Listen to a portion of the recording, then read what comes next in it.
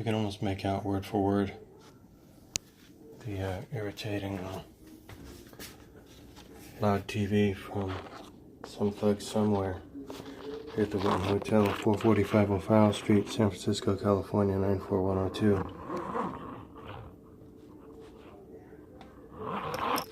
Well, you gotta have a white noise machine going in the background, so these people don't ruin your day or evening. It's Thanksgiving. These people aren't thankful for their neighbors, that's for sure. There's no respect to their neighbors here. Any of these people, there's almost 3 gallons of urine. This disgusting environment. Again, the Winton Hotel, 445 O'Farrell Street. Let me give you a date and time check. Here, I got that interesting little cable wire for you to see. Meanwhile, I wish I had a date and time check out for you. 5:49 p.m.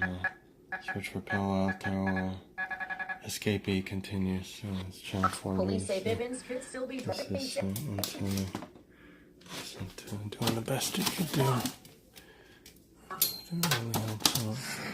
And now we want to see go I back get to over that the story air that TV. Gabe Slate put together But, and you know, talked with law enforcement about how to be careful very and sharp if avoid you, being a victim of package theft as yeah, more and more people the send antenna works pretty packages well. through the mail during this holiday season. Let's listen. Here you go. Thanksgiving It's dinner, Glide typically Memorial not a Church. violent Thoroughly crime, but correct. it's one of the most annoying things that can happen 5,000 to you. people. Your package makes It's, it to your porch or it's to on your the other apartment side of lobby, this building but here, before you get to it, less than a it's block snatched. away.